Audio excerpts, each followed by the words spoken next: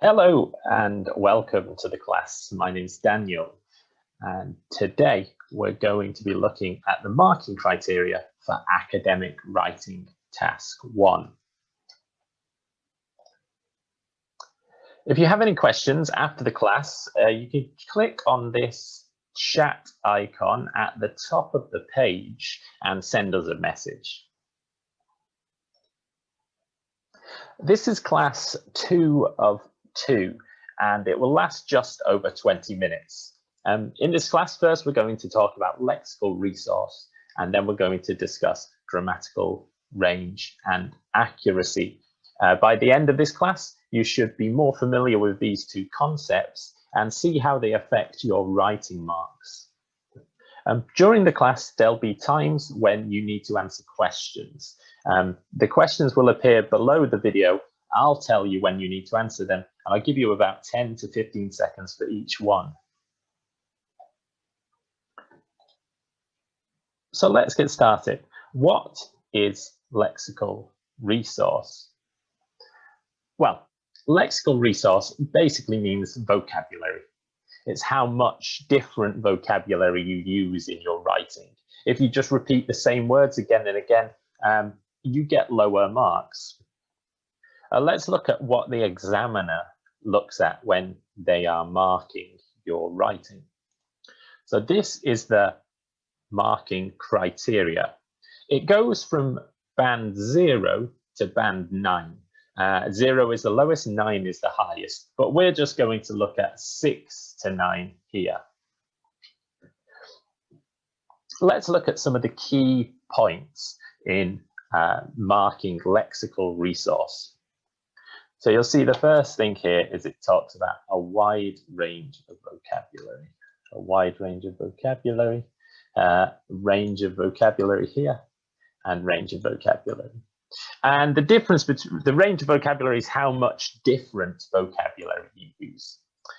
From band 9 to band 6, you can see the key words here is in 6, it mentions an adequate range of vocabulary. Adequate means it's enough, it's okay. Whereas in 9, it talks about a wide range of vocabulary. So the person in 9 uses lots of different phrases and words to express themselves. Another thing here that it mentions is uncommon lexical items, or here less common lexical items, and again here less common vocabulary. Vocabulary and lexical items has the same meaning. So if you're using the words that are very common, that everyone knows, you're going to get lower marks. But if you're using less common vocabulary that just a few people know, you're going to get higher marks for that. Good. Now, another thing that it talks about is collocation. Here, awareness of style and collocation. Collocations are words that go together. For example, you say have a party. You don't say make a party. Make a party is a bad collocation. It doesn't sound good in English. Have a party is a good collocation. And so using correct collocation is going to give you higher marks and a higher band score. If you're making a few mistakes with your collocations, you're going to lose marks for lexical resource. And then one more thing that it talks about here is errors. Again, here got the word errors, and here errors. So when you're making maybe spelling mistakes, or when you're choosing a noun instead of a verb, something like that, you're going to lose marks for lexical resource. Let's just summarize those points. So as we spoke about, range and accuracy of vocabulary. Awareness of style and collocation. We'll see some examples of these in a moment. Frequency of errors in spelling and word formation. So if you have many errors, you get lower marks. If you just have a few errors, of course, you get higher marks. So let's look at some examples of this. Well, different things you might need to talk about in the writing task 1. You have to describe data or numbers a lot of the time in your graphs or your charts. So you might need to talk about amounts, and you want to use different synonyms for amounts instead of just repeating the same thing again and again. We'll look at that in a moment. You also will need to compare, and there's many different structures or ways to compare things. You also get graphs that change over time, like a line graph, which we'll see in a moment. And you can talk about synonyms to express that change in value. Let's have a look at what I mean by those 3 things. So here we have a line graph. And the line graph shows methods of traveling to work in the UK. And you can see it's got walking, cycling, driving, bus, train, and underground. Now let's take the bus, which is the yellow line here. That's, let's say, 150, okay? And the orange line, which is cycling, okay? So you could say cycling was double the amount of people taking the bus, or you could say cycling was 100% more than people taking the bus. So you've got double and 100% more. They're synonyms for describing amount.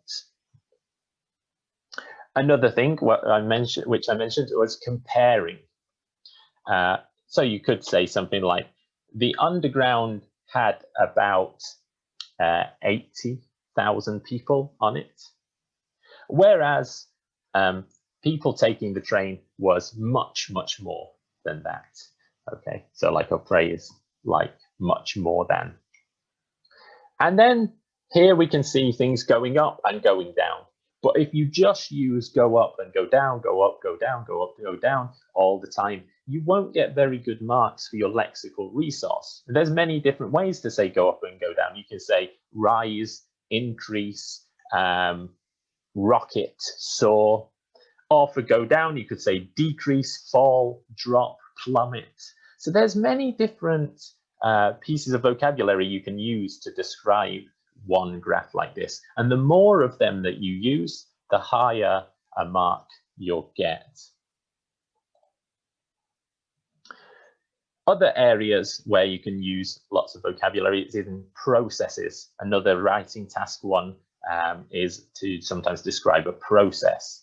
In these processes, you'll want to talk about word families. For example, let's look at this process here. So here we've got, it's talking about the rain system in 2 different areas. Now it shows nouns. For example, you've got the word evaporation here. If you just take that word, evaporation, and write it in your task 1 writing, you won't get any marks because you're just copying. You need to take that word and change it. So evaporation is a noun, but there is a verb, evaporate. If you use evaporate in your writing, you're going to get higher marks than if you just repeat the word evaporation here. Transpiration, again, transpire. You could use that. Precipitation, precipitate, okay? Or a synonym for precipitation is rain. So you could use the word rain. So in these processes, it's a good opportunity to see the word in the picture and then transform it into a different word class. So if you take a noun and change it to a verb, for example, and we call that word families, as it's mentioned here. Another thing, another type of task that we often get is a map. And in a map, something that's very important is to talk about verbs of physical change. Let's have a look at a map so we can see what I mean. So here's 2 maps, one before and one after, and there's lots of changes that have happened. Well, what's happened? So you can see here we've got a railway. All right. So you might use the verb build.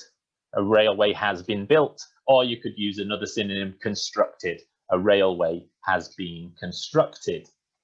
Equally, you might use some other verbs, for example, fields. Now the fields have disappeared. You might say something like the fields have been cleared or the fields have been removed. So these verbs like build, construct, remove, knock down, these verbs of physical change, they're really important for increasing your lexical resource score when you're answering maps tasks.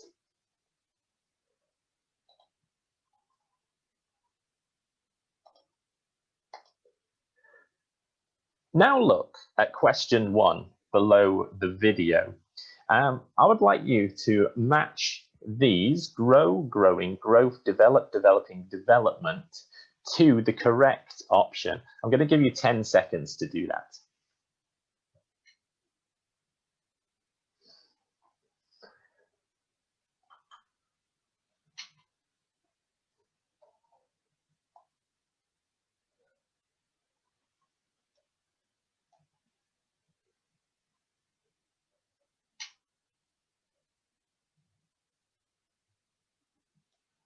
Okay, so the correct one there would be word families. That would be the correct answer here.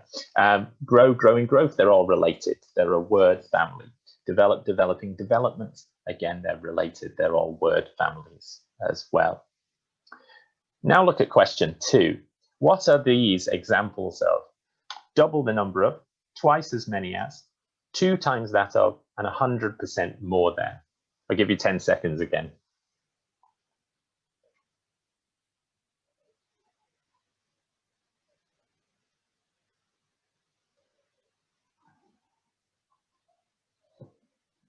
Well, they are all examples of comparing. They're taking one thing and another, and they're comparing them together, saying how they're the same or different. Now look at question 3. What are these examples of? 25%, a quarter, 1 in 4, 1 out of 4, and most, the majority, and a small minority.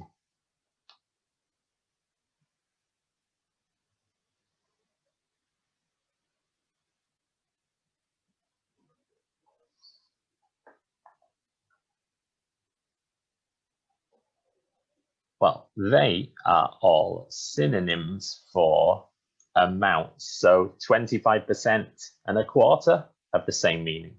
1 in 4 is the same as 25%. 1 out of 4 is also the same as 25%. So these are all synonyms for amount.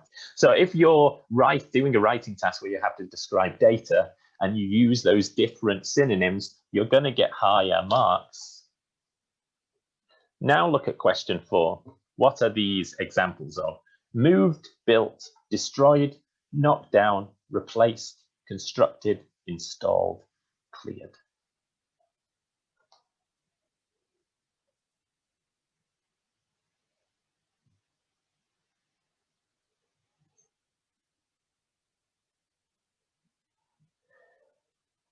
Those ones are all synonyms for verbs of physical change. Okay, so they're all describing a physical change that happens. And now look at question 5.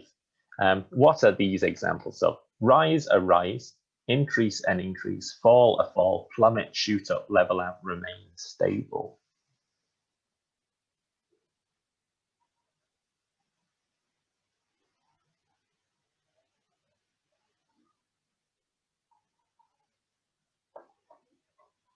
So they are all synonyms for change in value. So we've got rise, a rise, we're using a noun and a verb there. Increase is the same as rise. You've got fall is the same as plummet. And they're all talking about how a value goes up or goes down.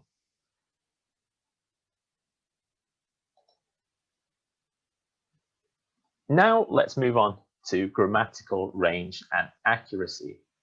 So what is grammatical range and accuracy? Well, like vocabulary, like lexical resource was vocabulary, grammatical range and accuracy focuses on your grammar.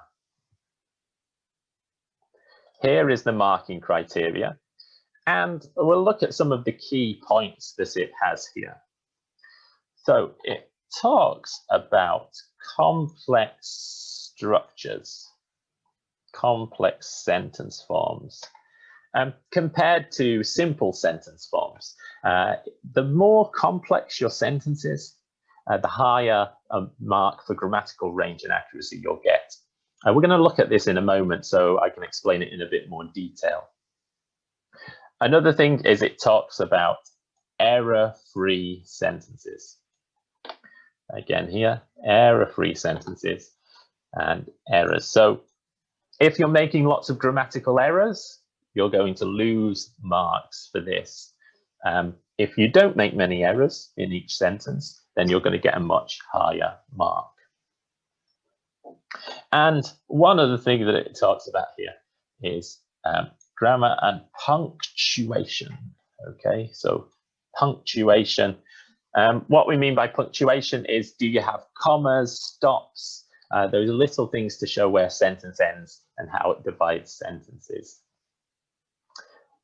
Let's summarize some of these things. So the key parts for grammatical range and accuracy is complex structures.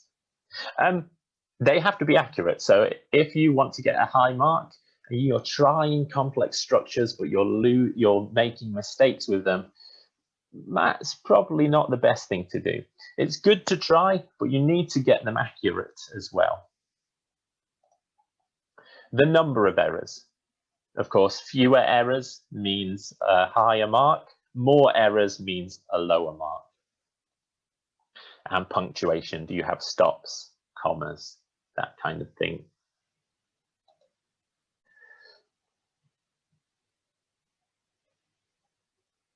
So, what is a complex sentence? Well, a complex sentence is a sentence made from two or more clauses, and those clauses are connected by a linking word. The first thing we need to understand here really is, what is a clause? Well, a clause is part of a sentence containing a subject and a verb. If there's a subject and a verb, that's a clause. If there's just one noun, that's not a clause. Let's look at this example. We have here, the car is the subject and broke down is a verb. You have one subject and one verb, so this is a clause. It also has a stop at the end. That means it's a sentence. It's a sentence with just one clause. This is not a complex sentence because, as we said before, a complex sentence needs two or more clauses, and this just has one clause. So to make a complex sentence, we need to connect two clauses with a complex linking word. Some examples that are useful for the task one are words like while, whereas, in order to, so as to, and so that. These make complex sentences. There are 7 linking words that don't make complex sentences. Just these 7. You've got for, and, nor, but, or, yet, and so. You will still get marks for using these, but you will get higher marks if you use complex linking words, and those 7 are not complex linking words. So let's take some examples from task 1. Comparing. It's very common that you have to compare in task 1.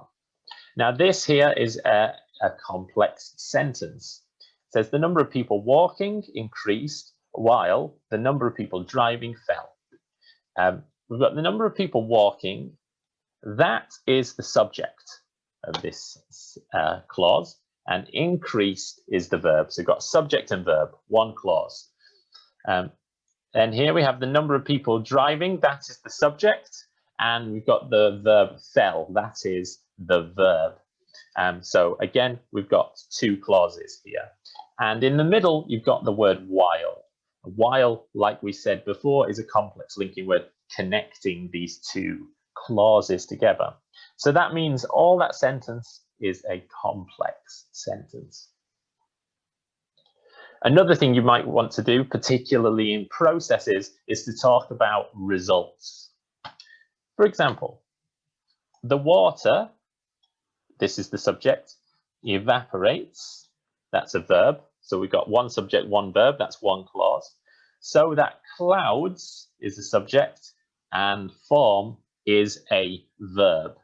Okay, so we've got another clause. We've got the water evaporates, one clause, clouds form, another clause. And we've connected these together with so that. That's a complex linking word that we mentioned before. So again, we have another complex sentence here. Another thing you might want to mention is reasons, particularly in maps. You're saying, why did something happen? Let's have a look here where we've got the first clause here is the church is the subject.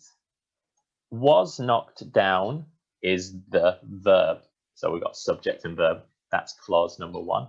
And in the second part, you've got a new shopping center is the subject and could be built is the verb. So you've got subject and verb two times, so two clauses. And again, we've got this linking word so that in the middle. So this is another complex sentence.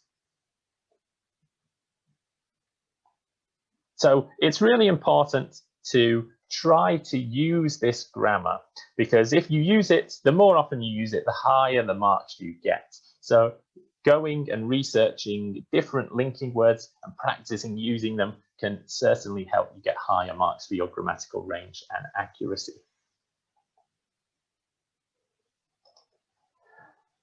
Remember that if you have any questions, you can click on the chat icon at the top of the page and send us a message.